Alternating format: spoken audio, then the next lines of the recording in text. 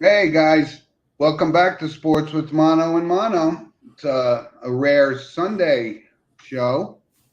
We had some sporting events yesterday. We wanted to see how they panned out. So it's May 15th, 2022, here with my trusted partner, Steve.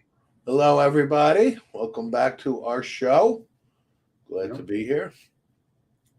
A lot of stuff to talk about, Steve, but of course, our monologue, which I will turn over to you momentarily, is sponsored by Coriano Trucking, of course, of Summerhill, New York. So take it away, Steve.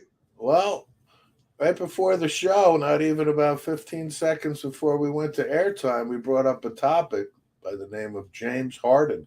And I've been waiting for 3 days for my monologue because what transpired in Philadelphia that the 76ers have been ousted by the Miami Heat, and in the fashion that they've been ousted by the Miami Heat, with a star player on the 76ers acquired from the Brooklyn Nets for considerable assets of first round draft picks, Ben Simmons, Seth Curry, so on and so forth.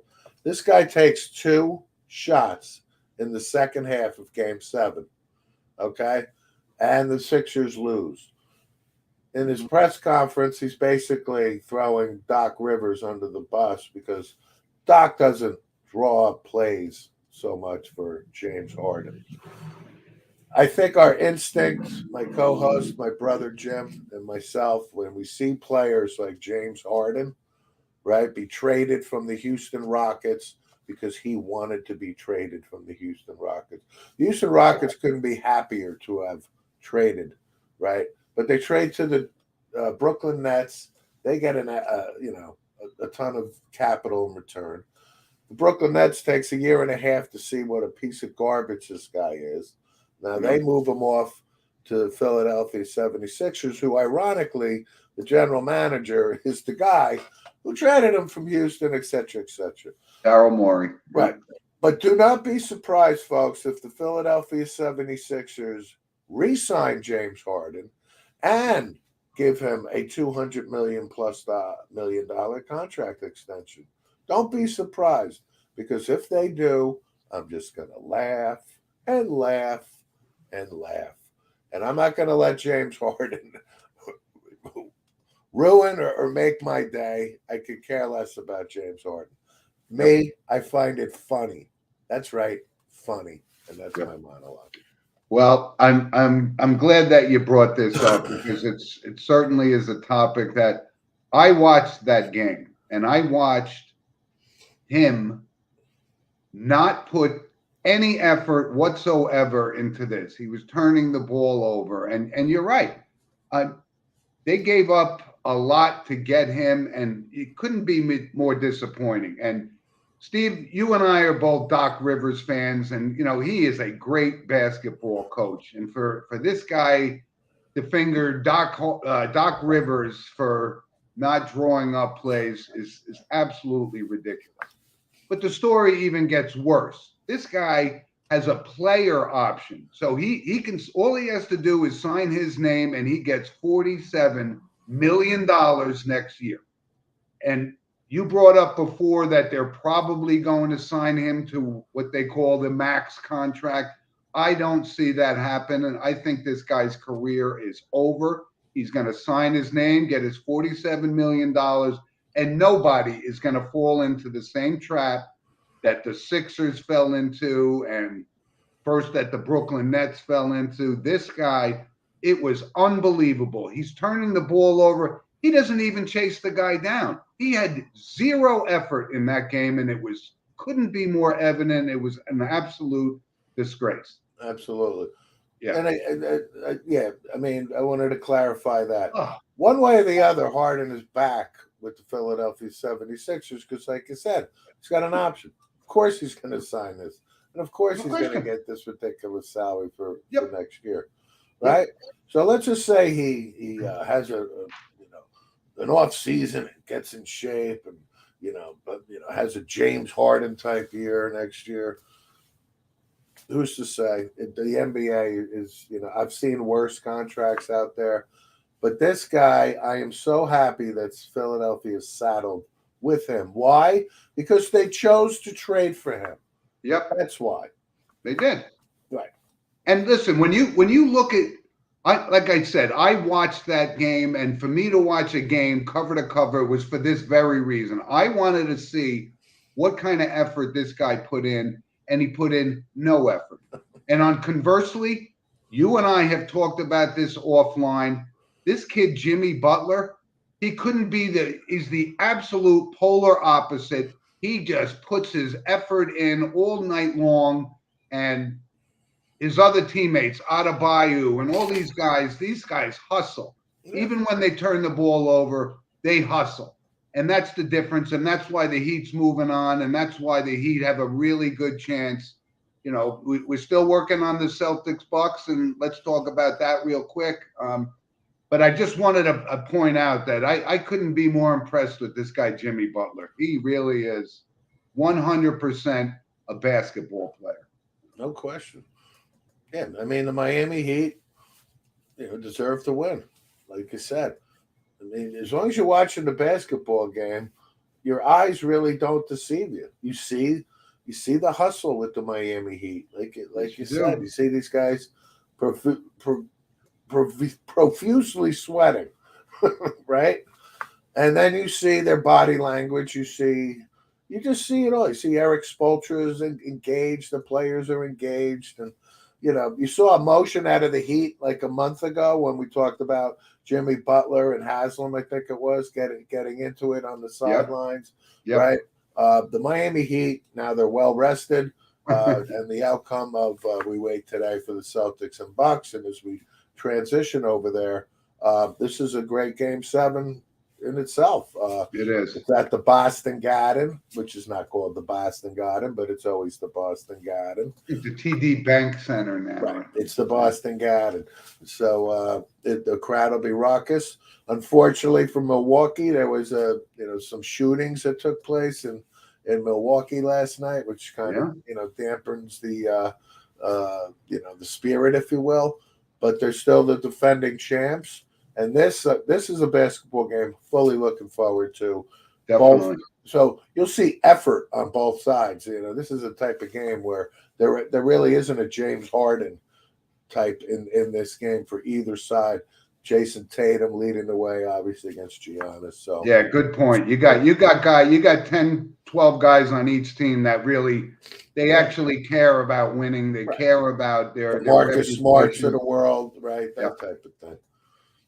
Before we move off the NBA, Stephen, like I said, this is a tough call today, the Celtics Bucks. I mean, there's no doubt this guy Giannis, he's all world. There's no question about that. And he's taking, they're kind of roughing him up. They're really taking it to him physically. So I'm not really sure who I would take, but I mean, I think you would have to defer and say, they're defending champs until somebody knocks them off. But Boston has a real good chance today, especially being at home. Yeah, I'm going with the Celtics because they're at home, and Jason Tatum has shown the ability to score 40 or 50 points. He can light it up. I mentioned Marcus Smart just briefly, but Marcus Smart is the defensive player of the year in the NBA. So the Celtics are going to bring the effort. Milwaukee, they're the defending champs. We've talked about Giannis. Listen, he could take over the game. There's no question. But the fact that the Celtics are home, I'm going to give the edge to the Celtics here as they advance. And listen, we just got a comment from Mike Garvey. Mike had an opportunity. He gets to see the Heat pretty much play every day, and we don't get to see them that often. So I couldn't have been more impressed. And his insight on that was this was a team to be reckoned with, and they sure are. They sure are. How about Game 7, though? We got a Game 7 out west. This is both you and I. We're all in on Phoenix, but you can't dismiss Dallas' chances. But I like Phoenix at home today to move on and face the Warriors. That's the series I think people want to see. Yeah. What do you think today? Well, again, my last monologue before today was on Chris Paul, and I'm not wavering there. This is his. This is really, to me, his last opportunity. If he's going to win an NBA championship, this is the year he's got to do it. Yep. And Phoenix is home. There's no reason for them not to win this game today. I understand Dallas, has gotten to Game 7, but the Phoenix Suns won an awful lot of games this year. Chris Paul's there, the leader. Chris Paul, I expect to show up and lead the Suns in a victory today, Game 7. Yeah, Game 7s are always awesome. So one other quick point, Steve, I wanted to bring up because the NBA, and I know you're not a big fan of this guy Joel Embiid, but I think he was the MVP. He lost out to the Joker, but the guy had a great season. He put it all on the line, and unfortunately, he didn't have much of a supporting cast. But I think if I was going to vote, and Sports with Mano a Mano will ultimately have a vote and say in this, I thought he kind of got shafted on this one. Listen, Joel Embiid had a very good season. There's no question about it. But when a player does the first thing ever in NBA history, what Jokic did, having 2,000 points, 1,000 rebounds, and 500 assists in a season, he's the first player in NBA history to have done this. To me, there's no debate. He's the MVP. There's no debate. This is his second consecutive MVP. And when you do something that nobody's ever done before, you're the MVP. You make a valid case. I'm not dismissing how dominant this guy Jokic is, but I thought this was Embiid's year. I just thought he had that kind of a season. He didn't put up those kind of numbers, but he doesn't have the supporting cast. But anyway, let's move to the hockey rink, because we talk about the NBA has been pretty exciting, but we've been showered with Game 7s coming up, and let's talk about our Rangers, right? A lot of people had written their eulogy and so forth, down 3-1, and listen, it was a big deal that Sid the Kid, you know how I feel about him. I think he's awesome. He didn't play in Game 6, which left an opening for the Rangers, and they took advantage. They went to Pittsburgh and won, and now they're home ice on Game 7. What's your thoughts? Well, the thoughts, this has been some series, obviously. And as our audience knows, we're diehard Ranger fans. Game 1, the Rangers, in my opinion, got screwed out of the goal. However, tough noogies. We lost the game in triple overtime. Yep. Right? They come back and win Game 2. They go back, it's just been a great back and forth series. Now, Jacob Trouba, this wasn't a blatant, looking like a for Marty him. McSorley. Yeah, looking for him and sizing him up and targeting him.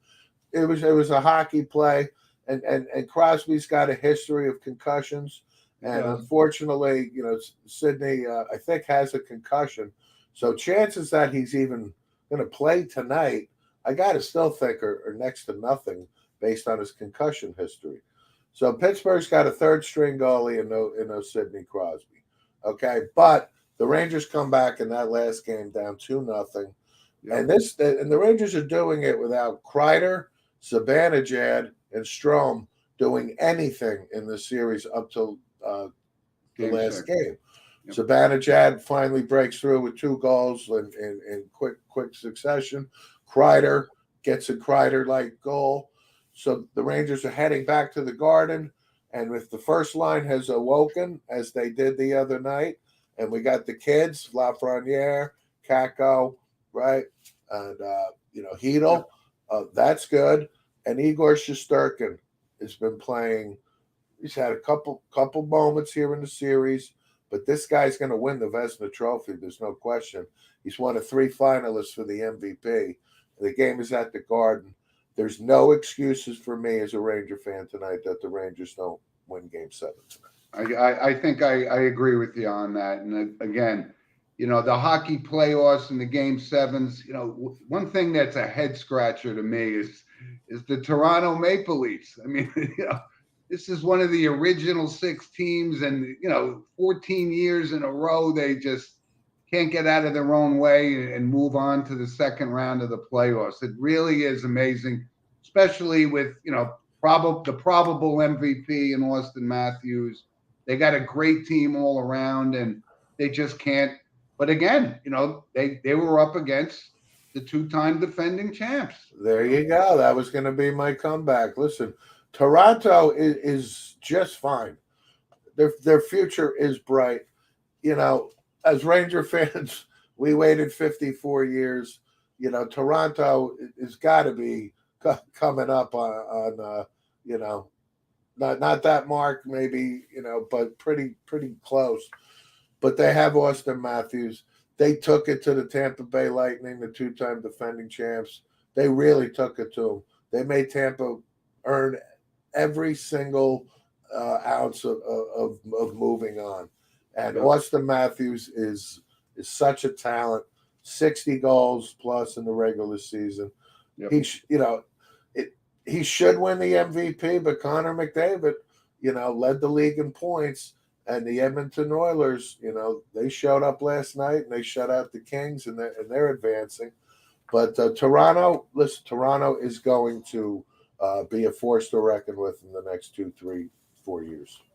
Well, when you look at this and from an NHL perspective, it couldn't be great. It couldn't be better for them, right? You got McDavid, like you said, you got Matthews, and now McDavid moves on. Shesterkin's still in there,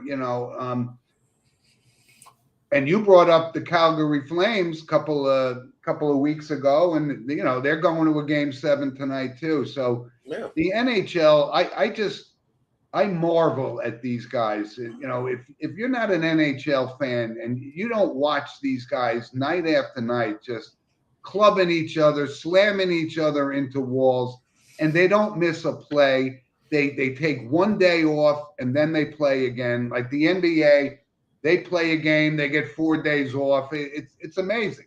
And when we talked about hockey players, there is nothing like a hockey player. An NBA guy gets knocked to the ground. He's rolling around, writhing in pain. A hockey guy loses his teeth. He spits them out. He goes, gets a stitch in his lip and comes back out. It's really amazing. Really is. And let's not forget the skill level that these hockey players have. Like that's first and foremost to their toughness aspect. So the combination of skill and toughness to me is what differentiates a hockey player. Yeah. But just finishing the East Coast yesterday, there was a game 7 as well. The Bruins and the Carolina Hurricanes, and that did not disappoint. The Bruins lost 3-2. Carolina, anti-Rena is in the goal for Carolina, and anti-Rena was on the Rangers roster not even 2 years ago. Backing up, the King. And, so goaltending is obviously key to winning the Stanley Cup. So I just can't wait. Game 7, the Rangers tonight. Right. Typically, the game should go off at 7. So probably by 6 p.m., I'll start pacing. And the butterflies will kick in. and really, I had this conversation with a couple of people. There's nothing like watching a hockey game, especially this game 7. Like I'm kind of cool, calm, collected. If my Cowboys are watching if I'm watching them in the Super Bowl, if I'm watching the New York Yankees in the World Series, I mean, I can still remember the New York Knicks, believe it or not, in 1973 in the finals. But there's something about the New York Rangers, watching them, and hockey in general. It's like every single play is on edge, and the emotional swing back and forth for 3 periods or overtime and double overtime and triple overtime. Right. There's nothing like it. You actually need a defibrillator next to your couch to watch. And here's a perfect example. Well, it's recommended. One of the other series, right? The Capitals and the Panthers. The Panthers are on the ropes, and they come back Game 7. They take it to them. It really is. You're right. There's nothing like playoff hockey, and we're only one series into this. That's the other exactly. But one other note, which was kind of a surprise to, I think, to me and you, the Islanders parting ways with Barry Trotz. I was surprised. That was a huge surprise. But then when you look at it, like, who's making the change? Well, it's Lou Lamoriello. And then you read the article even further. Lou has made 18 head coach changes since he took over the New Jersey Devils in the early 80s. Yeah. And Barry Trotz, obviously, NHL Stanley Cup winning coach.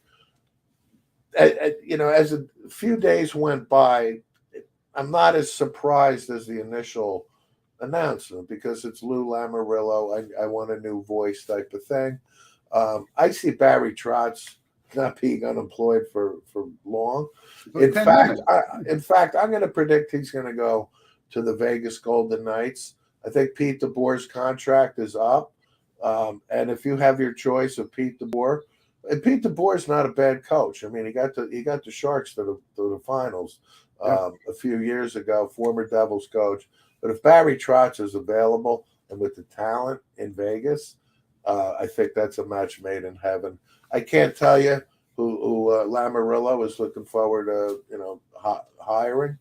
I have no idea at this point. So I think they're leaning toward Gore Lane or somebody like that, an internal guy. He's got somebody in mind, but I don't know who. But when you were talking about this, and what team has kind of been in the crapper for the past few years, and I could see him ending up in Philadelphia. I mean, they need to do something to shake up that franchise, and why not take the second winningest coach of all time and do it? Is he a fit in Philadelphia? I don't know, but they need something because the Flyers aren't the Flyers that we're at least accustomed to, as much as we dislike them. But yeah, I can see that as a possibility landing spot for Barry Trotz.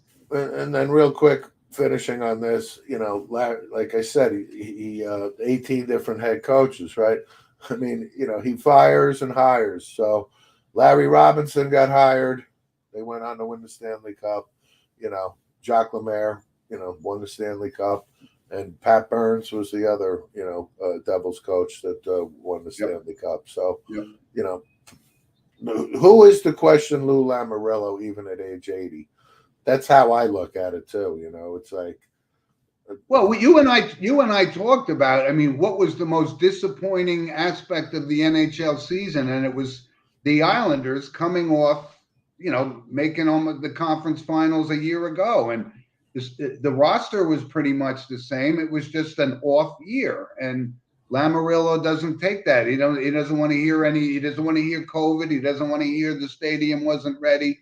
He wants to win, and that's why he's business. He's the epitome of it's not personal, it's business. Strictly business, Sonny. Right. So when I question what Lou Lamoriello does, I feel funny going because if we were in the same room, it'd be like Bill Pauly and so, and who the hell is Mel Kiper? That's how I would feel. Mike Garvey just writes in, he had the Trotz. That's funny. He did. That's very good, Mike. So listen, Steve, let's just kind of recap a little bit of the early part of the Major League Baseball season. And like you and I talked about, the Mets, they're not disappointing. I mean, the Buck Showalter effect is truly in play here. And, they're winning games that they were losing last year. And, they're the best team in the National League right now. And just across the river in New York, the Yankees, much to my surprise, because we talked about this, and I'm willing to say I went on the record. I looked around that starting lineup, and I said, I don't see these guys competing at this level. But then again, you got guys like Aaron Judge and Stanton just knocking the crap out of the ball. And Yankees are the best team in baseball right now. Yeah, I mean the Mets are winning series. I think the Mets have won every series thus They far, have. and that's why they're where they are. You got Scherzer pitching great, Chris Bassett pitching great. You still don't have Jacob deGrom yet, but they're winning games, and yeah, the Buck Showalter influence is huge. Undeniable. Exactly kind of how I envisioned it to be. Okay, like he's a he's like he's like a grown man in the dugout who knows what the hell he's doing with these guys, right? Yeah. It's such a stark difference. Over in the Bronx, yeah, I am as surprised as anybody that the Yankees are off to the start that they are.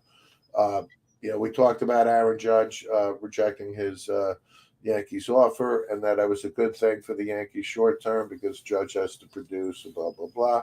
But is he producing? Yes, he is. He's playing lights out. Ironically, he's not hurt like he typically would be with these little minor nonsense. Lower body injury. Coincidence? I'm not sure there. Stanton, I can't say he's not hitting the ball and doing well. And thank God he's playing the outfield instead of them treating him like a China, a China doll or whatever, right? Nestor Cortez, out of nowhere, pitched well last year, but now Nestor's starting to make a name for himself. His earned run average is 1.41, flirting with a no a couple days ago. He's been the Yankees' best pitcher. Garrett Cole has seemed to settle down. His ERA is now in the mid twos. Severino, so far his arm is okay, and the Yankees got a good bullpen. I think Chapman's days are not what they once was. So I'm a little concerned with Chapman on the back end, but we'll deal with that when we get to it. Yep. But overall, the New York Yankees, I can't be surprised with that. And don't look now, but the Cincinnati Reds are on a roll. After a 3-20 start or something, they're up to 9 wins. It's kind of funny. It's funny, ha ha ha. Yeah. No, if you're a Red fan, but they're going to lose every bit of 100 games this year. Yeah, I know. But when I was looking at some of these, and we talked about the Judge thing, and I still think he's going to be the first $40 million guy ultimately because he's having an MVP season right now. But when you look at this, one of the big signings, and it was we were a little critical of, or at least I was of Brian Cashman not taking into account guys like Simeon. But look at the year Simeon's having, right? They Texas empties the vault. The guy's hitting $150 for crying out loud. I mean, so I got to give a little bit of credit to Brian Cashman for holding off on these big name guys and going with his instincts. And listen, Kiner Falefa, he's not doing anybody any damage. Playing shortstop for the Yankees and. They're winning in spite of Josh Donaldson and this guy, Joey Gallo. I got to tell you, this guy, I would waive him tomorrow. A 206 lifetime average, and I just can't even watch him in the batter's box. I can't stand it. I don't get how this is going on. The guy strikes out 200 times a year. He's been doing it for 10 years. I got to give. Did you say Gallo? No. It's Callow. No, Gary Callow. Mr. Gambini. You see, Joey Gallo has a 206 batting average. But listen, with the baseball's underway, but we still got 120 games to go. So it's a long season. But you're right. The Mets are doing it without Jacob deGrom. The Yankees are doing it with the long ball, and I don't know. I mean, I still think Toronto is gonna give them a run for their money in the long run because they got a lot of talent on that team. It's still way too early. But mid-May. But the New York Mets are not going anywhere. And again, That's because Buck Showalter is pulling the purse strings. And they're doing it without. This is basically almost the same team they had last year, except for Scherzer. I mean, it's the same team. Well, guys like Mark Canha, these guys are professional baseball players, man. And they're doing it despite their $30+ million shortstop, not really hitting like he was a Cleveland Indian. I always thought they overpaid for him. Anyway. I think he's going to be an albatross in the coming years. But again, they have an owner. It doesn't matter anymore for the Mets. 3-4 years from now, if Lindor is still owed, I don't know, $70-80 million, Steve Cohen was going to eat it. Get him the hell out of here. Yep. So it's really not an issue anymore for the Mets. It is. You're right. So, Steve, let's move on from Major League Baseball. And again, it's kind of a good week because you know what? I don't even want to talk about the NFL right now. We've had it. We did the draft, and that was exciting. And there's really, a Jarvis Landry signing, that kind of stuff. Jason Stidham getting traded to the Raiders. There's not a lot of things, but there was one thing I thought was funny, and I was laughing because it was talking about Bill Belichick is evaluating two guys to call the offensive plays, and one of them was Joe Judge, and I started to laugh, saying, Bill Belichick may be the oldest coach in the league, but he's not senile, and he wouldn't possibly turn over the calling of the plays duty to a special teams coach who was a horrific head coach in his 2 years in New York. And I thought that was kind of funny. I really did. Right. Well, I mean, the other candidate's Matt Patricia, who's been on the defensive side of the ball for the last 15 years. However, Patricia, when he's been on New England's staff, has really done it all. And I think he started on the offensive side of the ball for Belichick, 15+ years ago. But we all know Matt Patricia as the defensive coordinator under Belichick, head coach, failed extraordinary with Detroit.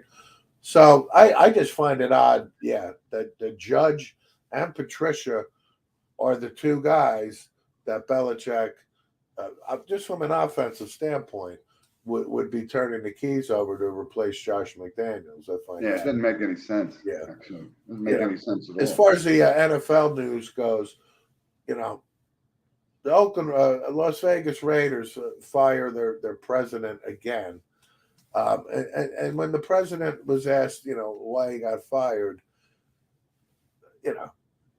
they moved to Vegas.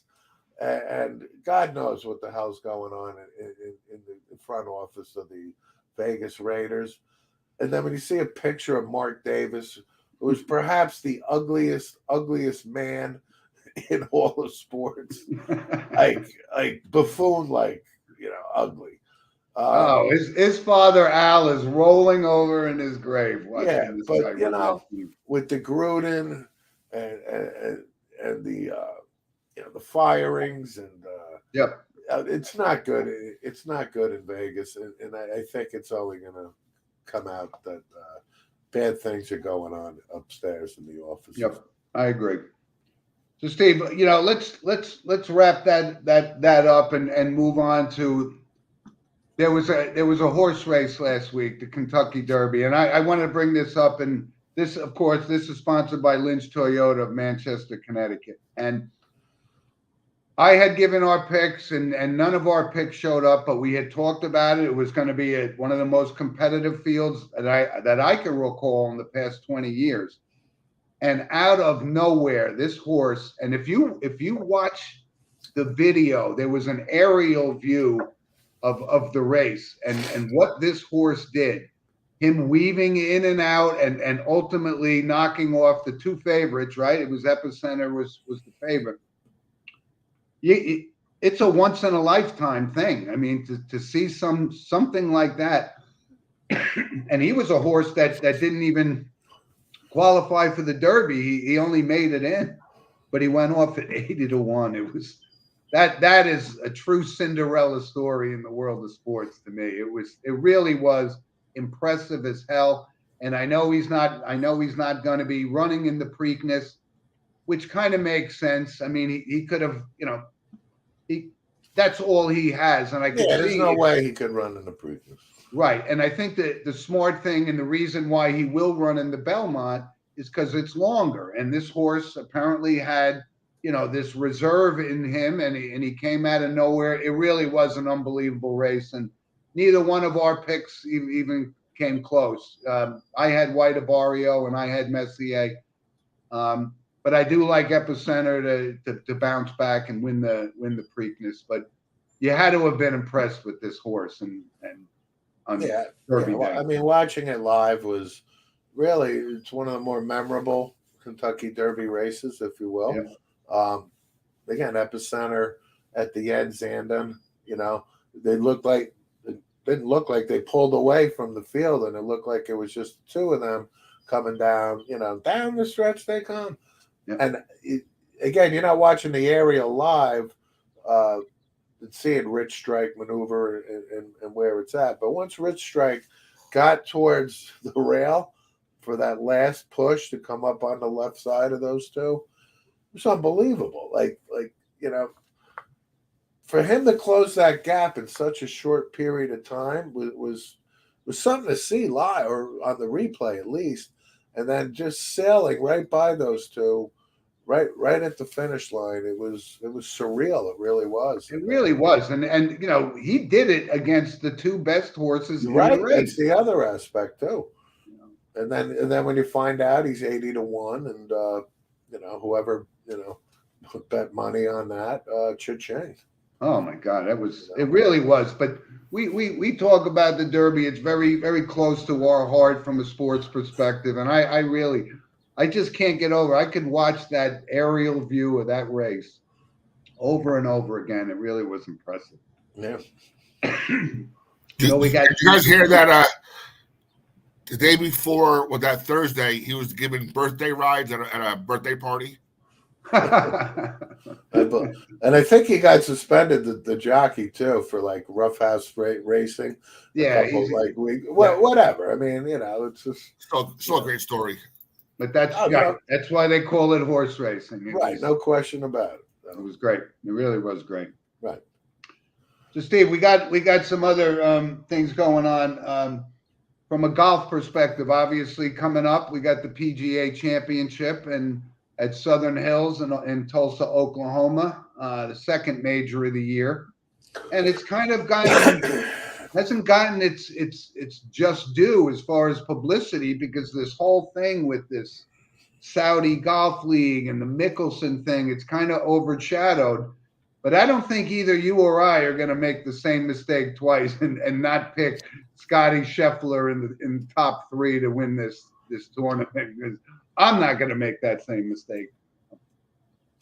Scotty Scheffler's the number one player in the world, so we'd be crazy not to mention him as a more than legitimate candidate to win it again. Yeah. But let's not get ahead of ourselves and, for all four majors, have to predict Scotty Scheffler is going to win the Grand Slam. So that's why, as we get closer to the PGA, we'll make our picks. But, to me, Dustin Johnson is still in the prime of his, golfing career. And Sure. He's the type of guy that, you can never discount come major time. Rory Mcilroy is as bad, as much as I don't want to always consider him. His drought, I think, is from 2015. Mm-hmm. He hasn't won a major, and he had a second place finish at the Masters. Scheffler, obviously had a comfortable lead there, but Rory McIlroy's the type that could pull off a major anytime.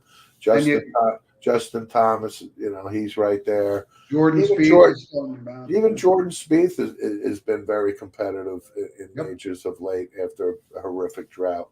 So, the list is endless. I'm going to rule out Brooks for the remainder of the year. I think Brooks Koepka, his knee is not right. I read some stuff on Brooks of late. He's got to get healthy. He really has to get healthy. But I'm not, my usual guy. That Brooks is my guy, as everybody I think knows now. But I have to rule him out. There's got to be Tiger Woods. I don't even consider anymore, to be honest. Yeah, but there's got to be. You're right about Brooks Koepka. We haven't even talked about him, but I think there's got to be some underlying health issues with him. But listen, we got, you said it, Spieth, you got Thomas, you got McIlroy, you got John Rahm, you got Patrick Cantlay's, your Colin Morikawa, can win whenever. Yep. That type of thing. Patrick Reed. The PGA Tour is in good shape, and we saw this whole Sergio episode, and I was glad that Justin Thomas came out and said, "Look, you guys want to go play in the Saudi Golf League? Go ahead. Go ahead." Right. But this is the tour. This is where champions are made to be legends if they win on that kind of competitive level. You're going to have a Saudi golf tour with the Westwoods and the Louis Oosthuizen, all the proverbial second place bridesmaid type guys. Sergio Garcia, go ahead. I was so happy that somebody of prominence like Justin Thomas said, go ahead, play it if you want. Bubba Watson, bye-bye. Have a good tournament. Bye. Go. Yep. Go. I agree. Enough already. Go. Yep. Go play. Yeah. PGA Tour is in pretty good shape, though. And Southern Hills. The PGA Tour will be just fine without guys like that. They sure will. Yep.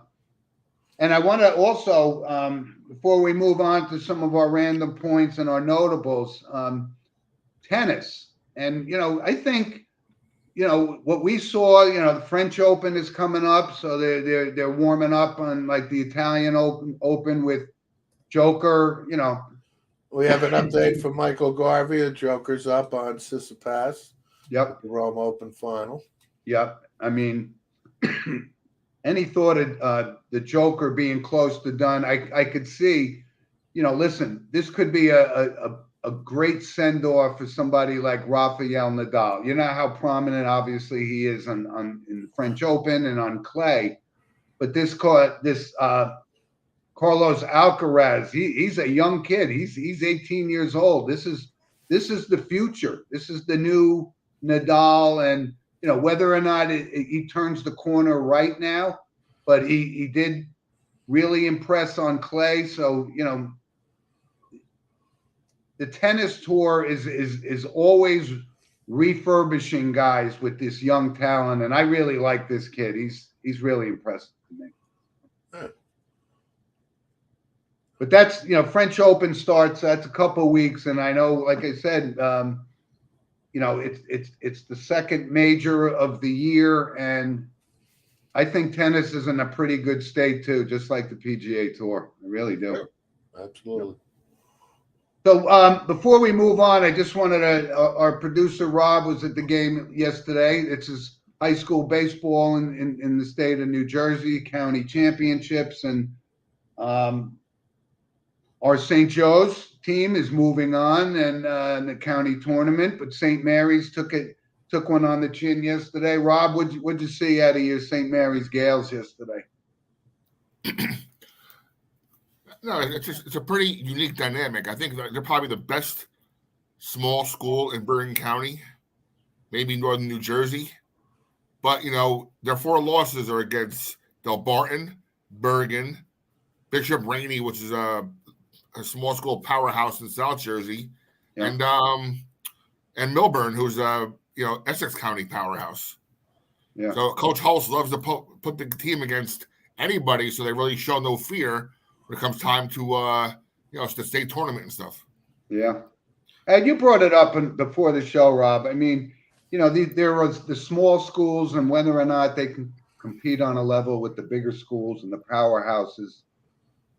Yeah, baseball and basketball should really be like a separate. Bergen County is too big. Like Passaic County is small, right? What's it like? 10 towns in Passaic County, thereabouts. But Bergen County has enough dynamic, and it's a huge piece of land in New Jersey where you could should have a big school and small school tournament in those sports. Well, as far as the Bergen County tournament, I was fortunate enough to play in 3 of them. When I played, it was, if I remember correctly, it was 16 teams, and if I remember correctly now, it's 24 teams, and there aren't.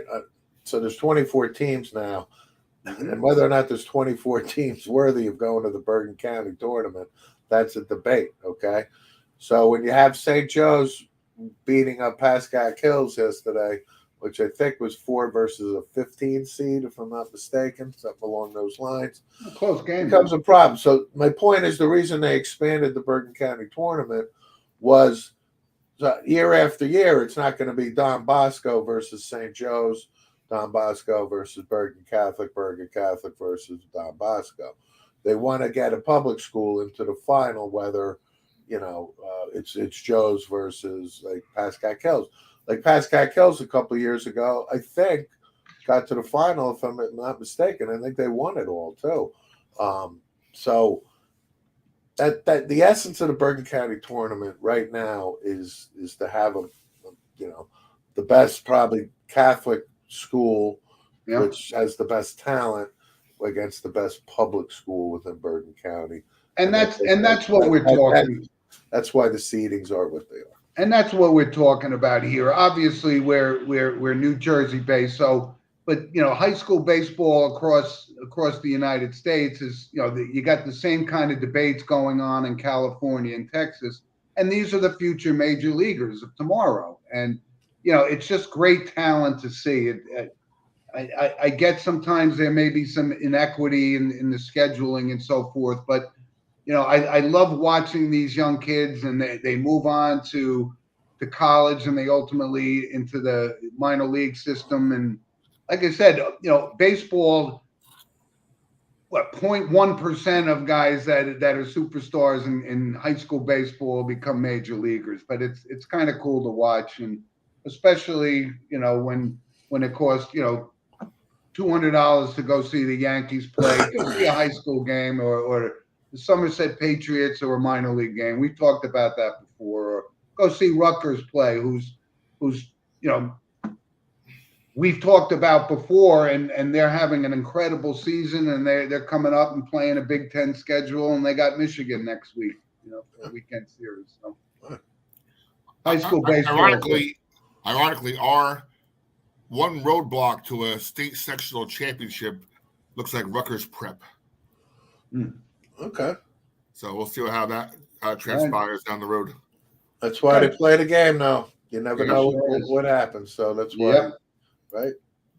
So Steve, we got some random points of interest I wanted to bring up, and I keep scratching my head. I don't know. I wrote a little piece on JPM Sports Entertainment the other day about Tom Brady, and again, I greatest player of certainly of the quarterback position, but I have never watched a football game because of who was sitting in the booth calling the game. And Fox is rolling the dice, and they're not rolling the dice because the guy is just, his marketability is through the roof.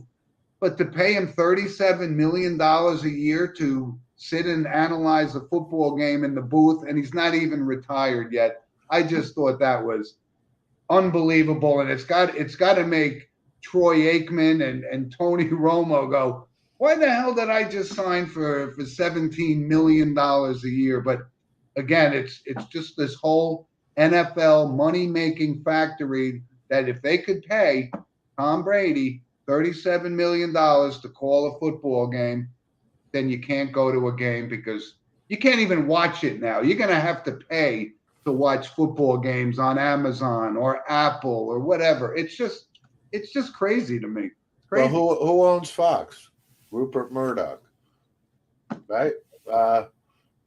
They just lost Buck and Aikman. Okay, so right there, those two salaries combined, 18 and 15, I think they were. Yeah, something like that. Right. Tom Brady.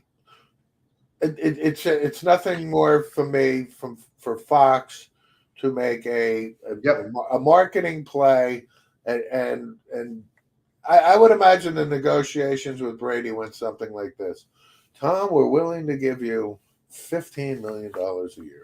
Go in, step right in. And Tom, I say it 20, not doing it. 25, Tom, not doing it. 30, Tom, not doing it. 35, 37. I'll do it. Yep. Anyway, I just thought that was to your point. You think I'm tuning into a football game to hear Tom Brady? No. But it really is unbelievable the amount of money that the NFL generates, that they could just open the vault and do something like that. It's crazy. We've covered that ad nauseum, so it doesn't matter. Yeah. One other a random note I saw, and I think you and I talked about him. Frank Gore made his professional boxing debut yesterday. Yeah. And he knocked the guy out. Wow. So, with the NFL's third all-time leading rusher, is now a boxing guy. Yeah. So Frank's a competitor first and foremost. Frank just can't sit on the couch. If boxing is his I know, and you brought it up. I'm going. Yeah, are we gonna pay to watch Frank Gore box? I mean, I don't care who pays to watch Frank Gore box. Yeah. All I know is I'm not paying to see right. Frank Gore box. I just thought it was funny. And here's one other thing I wanted to bring up, because I forgot to bring it up on last week's show.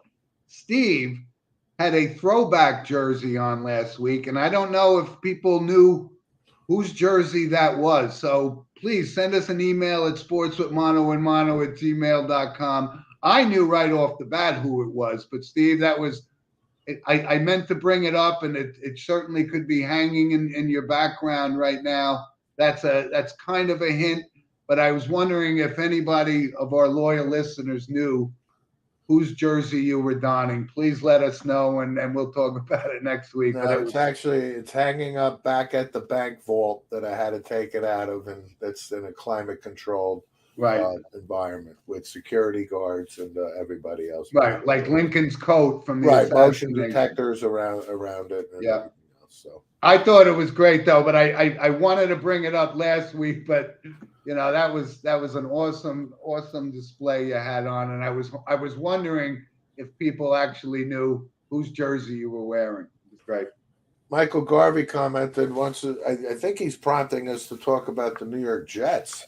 It sounds like all is well in Jetland. The schedule came out. Doesn't sound too. Unfortunately, I think with the Jet schedule coming out, that's putting a little damper on all the sugar plums and fairy tales the Jet fans since the draft, and rightfully so. The Joe Douglas is a rock star right now for the next few weeks because of his draft, and again, nobody is disputing that the Jets got probably the best value in the NFL from this past draft. Yep. However, work has to translate to the field. They're still young kids. Yep. But the New York Jets, Zach Wilson, I'm told, has shown up a little bit bigger, thicker, stronger coming in. It's all dependent upon the development of Zach Wilson. It's really not that difficult to build a roadmap for success for the New York Jets. But they're putting the pieces together, and they're better than what they were last year. No doubt. That's all I can comment really at this point about it. Yeah. And Steve, there were a couple notable passings actually this week, and I wanted to bring up Adrian Payne, former Michigan State guy, played with Draymond under Tom Izzo at Michigan State, and he was really considered a pillar of the community kind of thing. And I don't know the whole backstory, but he was shot and killed last week. He was 31 years old, and that was certainly notable when I saw that, because I remember watching him play. I did too. But there's something about Michigan State, and when I find out again a story that the next player was shot from Michigan State, something about Michigan State. Of Yeah. course, it's with Dr. Larry Nassar, and I know and it's all got there's a lot of bad things Yeah. associated with Michigan State. Unfortunately, when they win a championship, they'll be burning cars. They'll be doing this. But I thought that was certainly notable, but also from the 31 years old, getting shot and killed. That's notable. Yeah. There's no question. But another big loss for the NBA, Bob Lanier, who you and I certainly remember playing. And, when you consider, top 6, 7 centers of all time, you can't have that conversation without Bob Lanier being in there. Well, I tell you what, I thought I knew a lot about Bob Lanier, but unfortunately, until he passed, I learned something else. So Jim and I are fortunate to remember Bob Lanier on Saturday night. The Pistons would come in, play the Knicks, and John Condon, the PA announcer at Madison Square Garden, Bob Lanier, and we remember Bob Lanier's hook shot in the paint, lefty, size 22 shoe. Bob Lanier went to St. Bonaventure in college. Bob Lanier led the Bonnies to the Final Four, but Bob Lanier hurt his knee right before. He didn't play in the Final Four. Hurt his knee, 2-3 games before reaching the Final Four. St. Bonaventure loses, but if Bob Lanier played in the Final Four, who's to say that St. Bonnie's couldn't have had a magical season? But Bob Lanier is considered not only a Hall of Fame basketball player, never won a championship, but became this ambassador for the players after he retired. And Bob Lanier is considered one of the real good guys. And God rest Bob Lanier, age 73. 73, right? But number one overall pick out of St. Bonaventure, averaged 20 points, 10 rebounds a game. In the NBA back then, that's saying something. So there's no question. I mean, the battles that he had against the Wes Unseld and the Artis Gilmores, and no doubt, and the Kareem Abdul-Jabbars, night at West, night after night after night after night. So big time. And one other notable, Steve, was Gino Cappelletti. Yeah. And actually, we were talking about him not too long ago, because I think it was Mike Garvey, asked us whether or not he was a Hall of Famer. And he played most of his career. He's the all-time leading scorer in the American Football League. But, when you look at him, he was this young, he was a handsome guy. And, he had a great career, was the voice of the Patriots. His numbers retired. He did everything from kick field goals, punt, tackle, and catch touchdown passes. He was 89 years old, and he was notoriously known as a great football player in the American Football League. And fortunately, he retired pretty much by the time that the merger happened. But that's a notable passing from a sports with mono and mono. No question. Again, I went to Boston University, so I'm fully aware of the legend of Gino and what he meant to New England, the community. And Gino is one of the 3 players in the AFL that played every single game. Him, Jim Otto, and George Blanda were the only 3 that played every game in the AFL. And you just brought up Boston University. That's where he played his first game. They used to had 21,000 on the BU campus for that game. Nickerson Field, and 89 years old. Yep. So is he a Hall of Famer? Well, unquestionably a Hall of Famer.